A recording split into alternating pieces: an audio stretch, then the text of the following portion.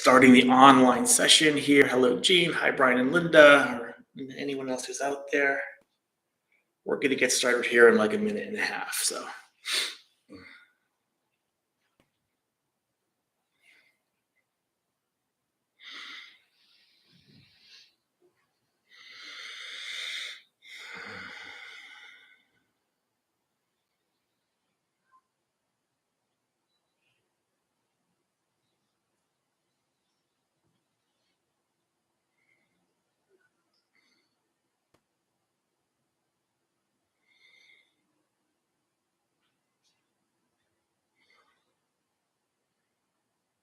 Get started. It's fine.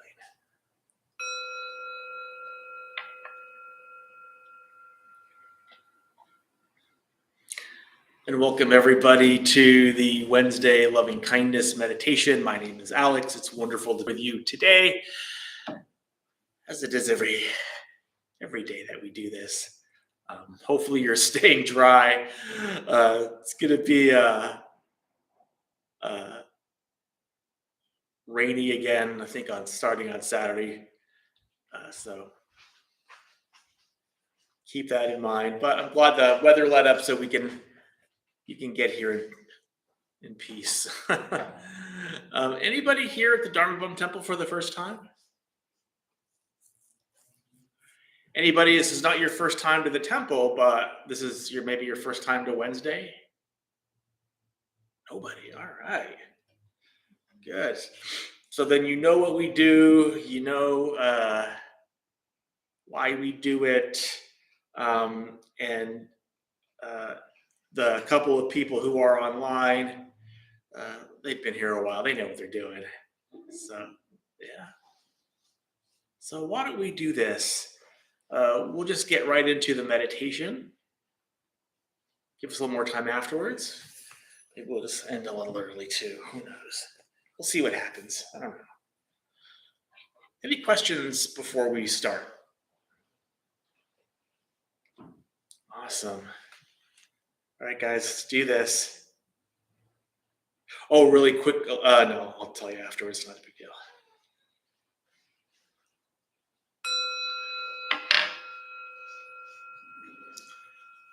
So just allow your eyes to close, making sure you have that nice and comfortable seated position so you're not likely to move around too much. And when we sit like a Buddha. And you can even imagine yourselves as a Buddha sitting underneath your own tree of enlightenment. Each Buddha has their own tree, and you can pick whatever tree you want. And you imagining yourselves as a Buddha sitting underneath that tree, ready for the day's abiding. And this loving kindness meditation is said to be the sublime abiding. By not holding to fixed views, the pure-hearted one, having clarity of vision, being freed from all sense desires, is not born again into this world. That is the promise the Buddha makes for us in the Metta Sutra, his instructions on loving kindness. So let's just get connected to the breath. So let's just take a deep breath all the way in and all the way out. At first, not forcing it, letting the breath be quite easy and quite natural. And focusing your breath either at the base of the nostrils, feeling the air go in and out as you breathe, or just following the breath all the way in through the nostrils, into the heart, down into the belly, on the inhale and on the exhale, from the belly through the heart and out the nostrils.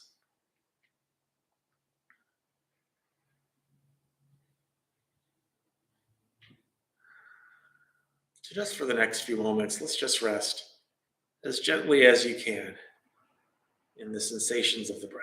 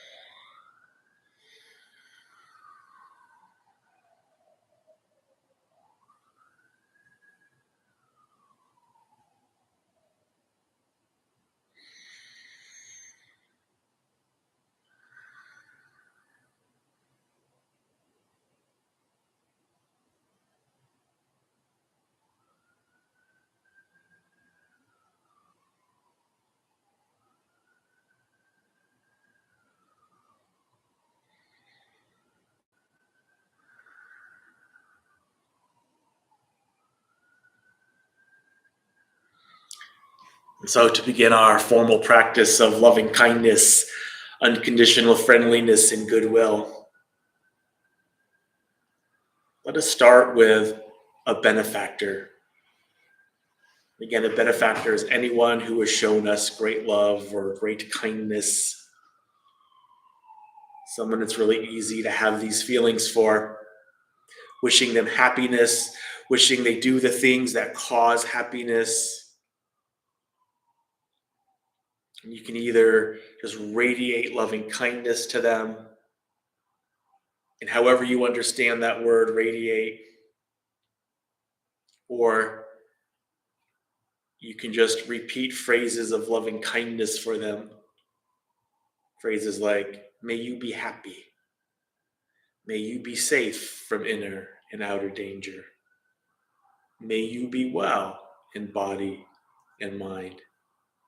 May you be at peace and live at ease in this world.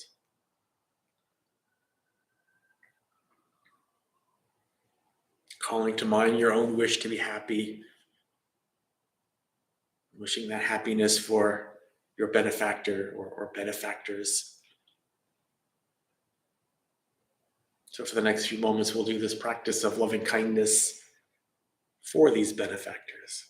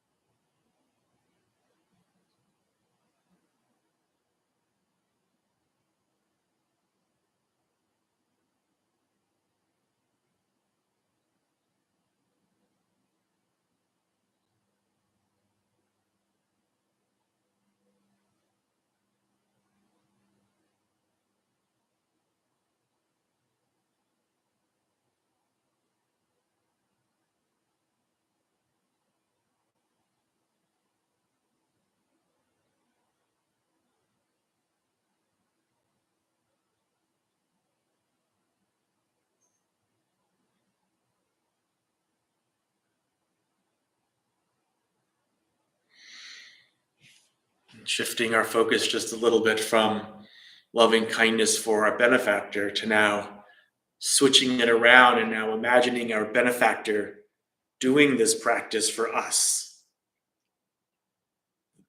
We have the experience of their love and kindness already. That's why they're a benefactor. So, can we now just recall that and imagine them doing this practice for us, sending us all your all their love and kindness. And the only job that you really have to do here is just receive all of it. Receive all of it again.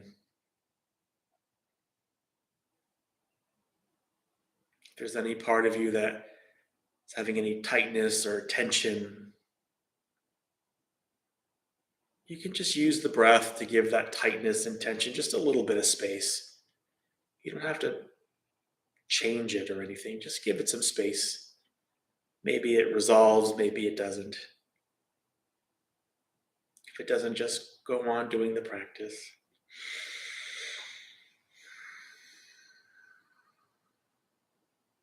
So now we'll imagine our benefactor doing this practice for us.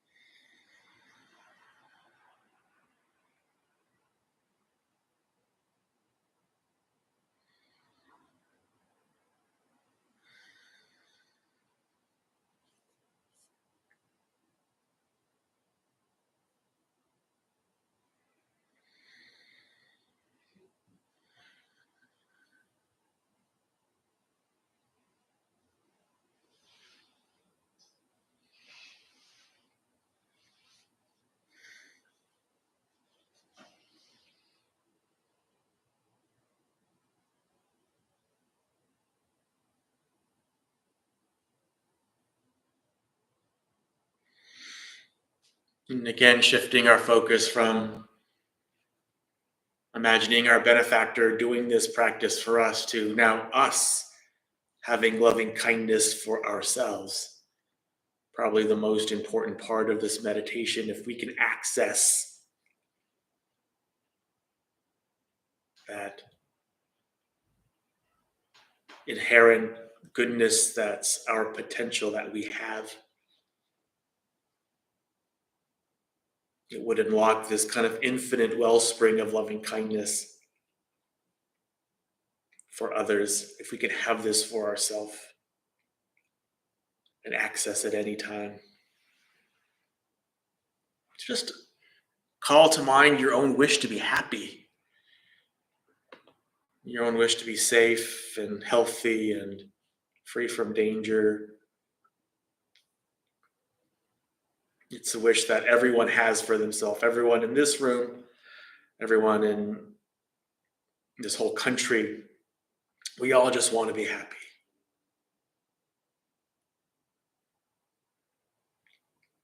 And it's perfectly okay to realize that and to have loving kindness for yourself. It's imperative.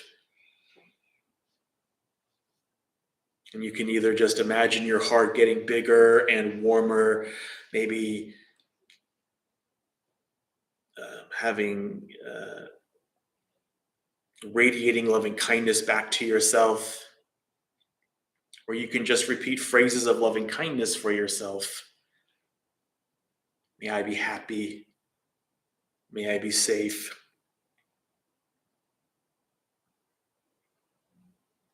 May I be at peace and live at ease in this world. May I be healthy. And maybe do so gently, just very softly, not forcefully at all.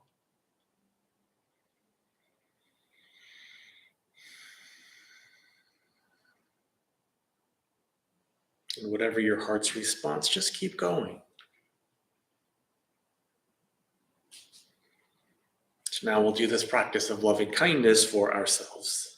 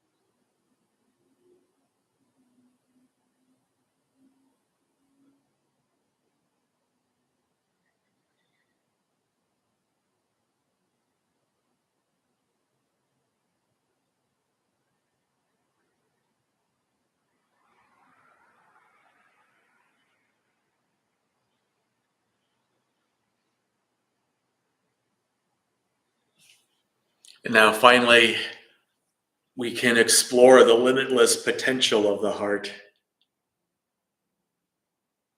this quality that is our birthright. If we do the practice to have loving kindness for all beings in all directions, without exception, whether you like them or not, whether you know them or not,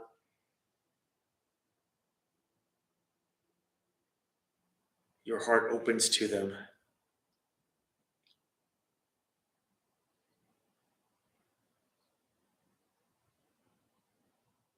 And you can either just do it for everybody in this room, or you can do it everybody in this city or this county or this state or this country, or however you want to do it, whatever progression is most comfortable for you.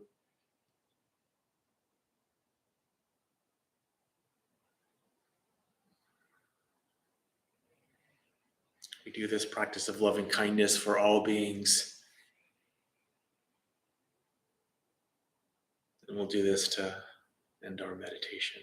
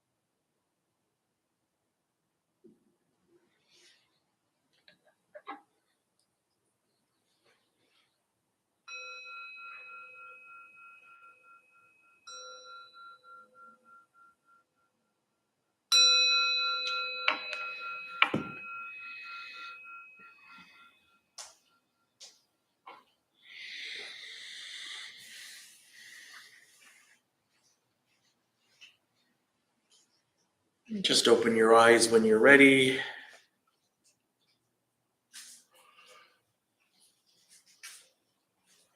Just making sure you keep those,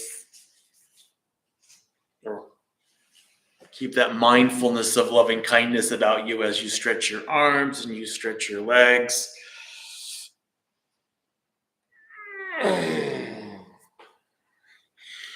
Do so just for the next 60 seconds. And then we'll begin the next phase here.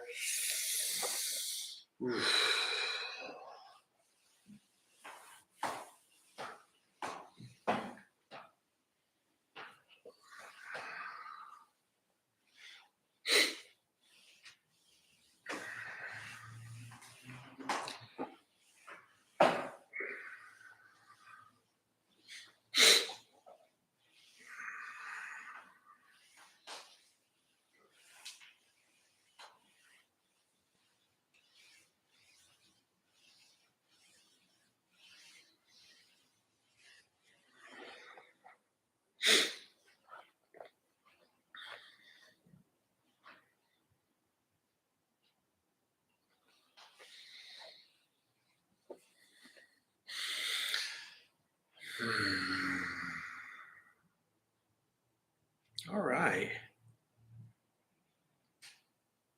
I saw you two coming all bundled up, and I'm like, yeah, I hear you.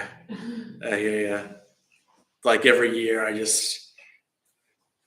wish they just fixed the heating and put on the air conditioning in the summer.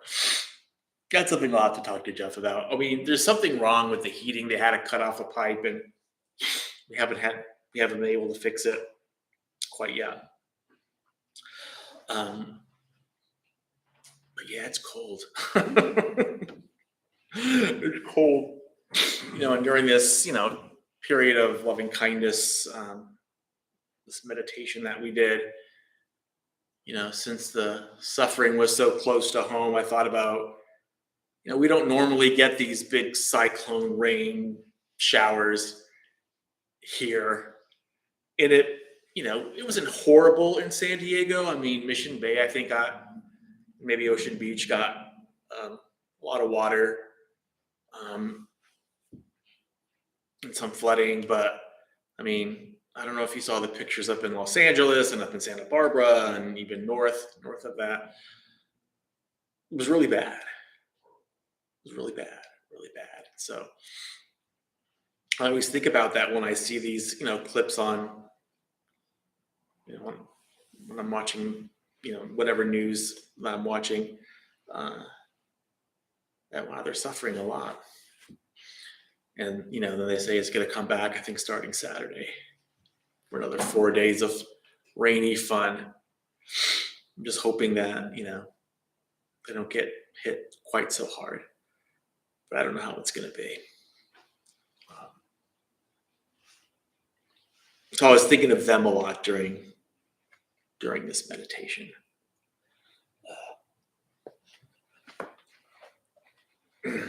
And how cold it was.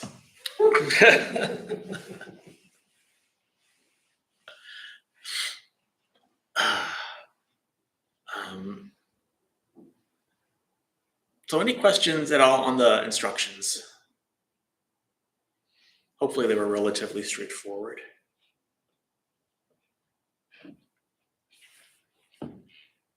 So how about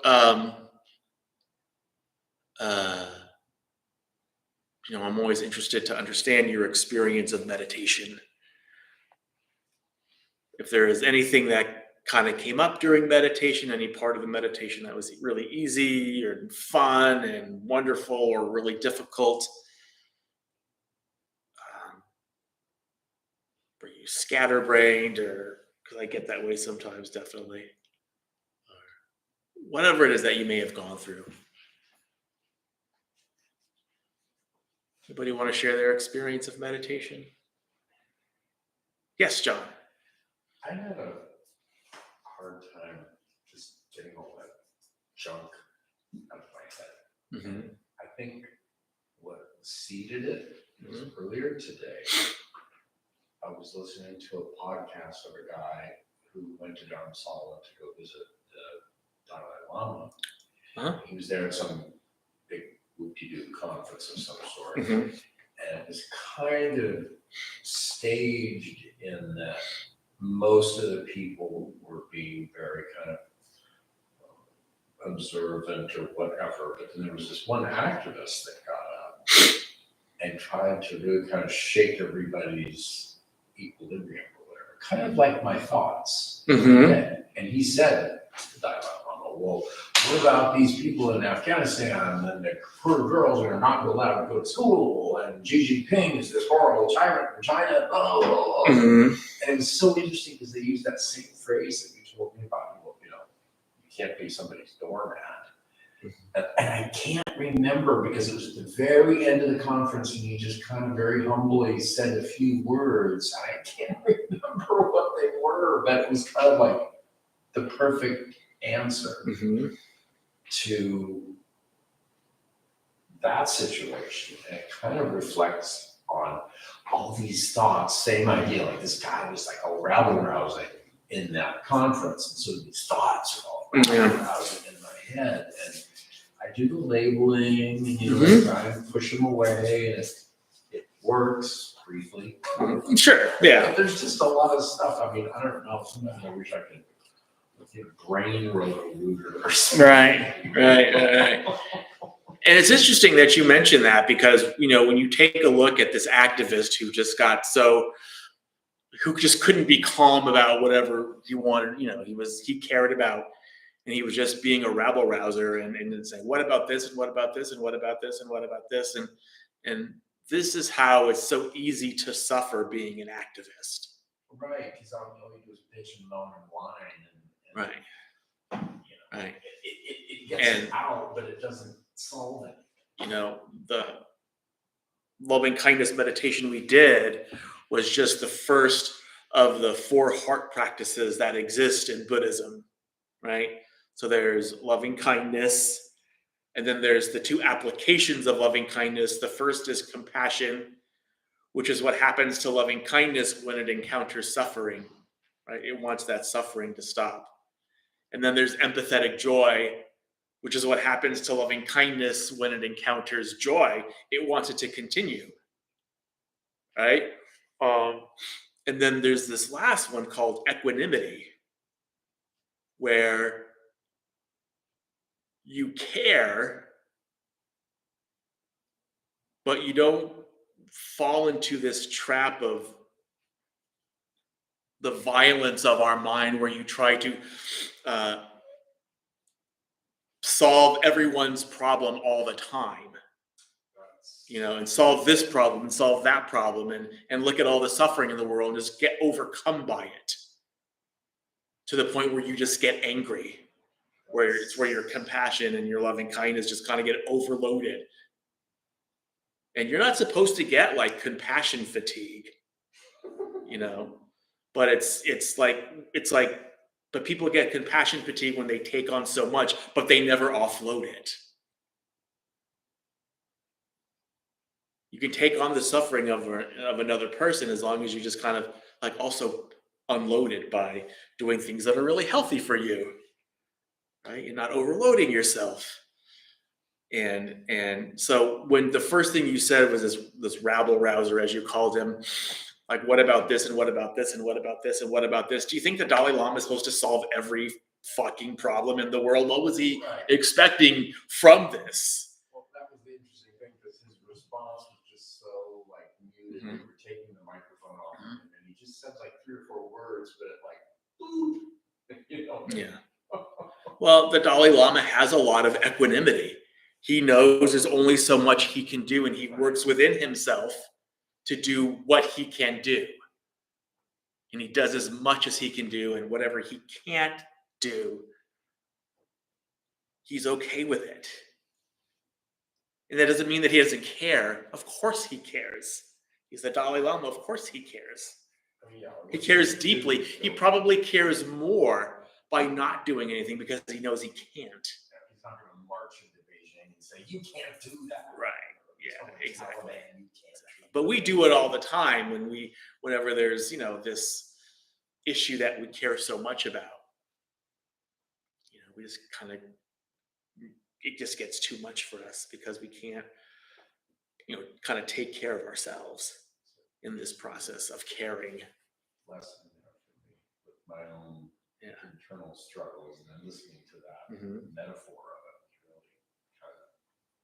really and just kind of balance that with like the opposite, which would be like pity or just not caring. Like I care, but it's like, well, oh well, nothing I can do about it, when there really is. There's things you can do, and so it's like maintaining that balance. It's really hard to do, and that's is why this practice of equanimity just takes time. It takes a lot of time understanding that everyone owns their own karma and is working through their own karma and is working through their own stuff. And, and you can't fix anybody. I can't take away your karma, or you can't take away mine. We're all just doing the best that we can, and I can't fix you, and vice versa. All those things have their places. Yeah. You can't do anything. Yeah. So we probably had a lot of compassion for this rabble rouser, in that, and really well placed compassion in that, he knew that this guy was suffering a lot, but he wasn't also at the same time wasn't going to let him just like talk uncontrollably either. Spread that around. It didn't dawn on me when I was listening to it that it would come to me here now. So I don't remember. There was a couple of phrases next week when I come. I'll tell you. One of the people said that doormat thing was like, you can have. There was a special kind of compassion. He called it idiot compassion. Yes, that was it. Yeah. I mean, you try to fix everyone and everything, and when you obviously can't, they call that idiot compassion. Yeah, and I'd never heard that. Like, whoa. And it's weird because Buddhism has these words like idiot compassion and the enemy, these words that, in this culture was kind of called to mind, just kind of something, it's very strongly worded. Like an insult. Yeah, it even sounds like it's not meant that way. But it's meant to be strong on purpose, just to get you to see how you're causing your own suffering by doing this. Isn't that the problem? Yes. Yeah. Because we can't do that. We can only do what we can do, and we can push ourselves, and pushing ourselves is okay, but knowing when we just can't do anymore. And again, it doesn't mean that we don't care. Of course we care. But what we can do is what we can do.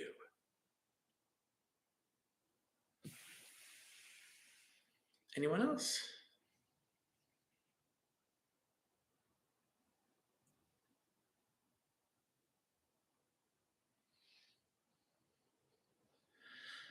Oh my God, this is really nice. Thank you guys for being here. I really appreciate this. When I come here and lead meditation, I never know what's going to happen, or how I'm going to feel, and I just seem to be grateful every time, regardless of how it goes. So thank you guys for being here. Daryl, you want to come up? Got some announcements before we end tonight.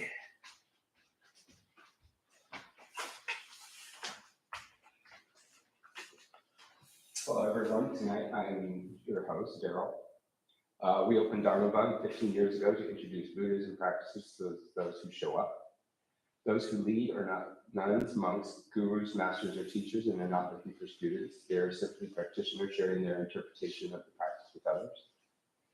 Almost every night we have a different class led by people from various Buddhist traditions. We have a recovery sangha that meets several times a week for anyone battling addiction. We have a family sangha for parents, kids, toddlers, and teens, which meets once a month, and a half-day silent retreat on the first Saturday of each month. Everything we offer here is always free. There's a full schedule on our website or posted above the entry, in the entry above the shoe rack. We also have a lending library, so if you see a book and feel like you want to borrow it, feel free to borrow it and bring it back whenever you are done with it. And thank you for being here, and we wish you well and hope to see you again. Nice. Thank you, Daryl. Let's try our palms together at our hearts, please. And may the benefits of this meditation, this discussion be received by all beings in all directions. May all beings be free from suffering. May all beings be at peace. May all beings be joyful and at ease. May all beings be happy. May all beings be loved and seen for the beautiful, radiant beings that they are, that you are. Thank you for coming.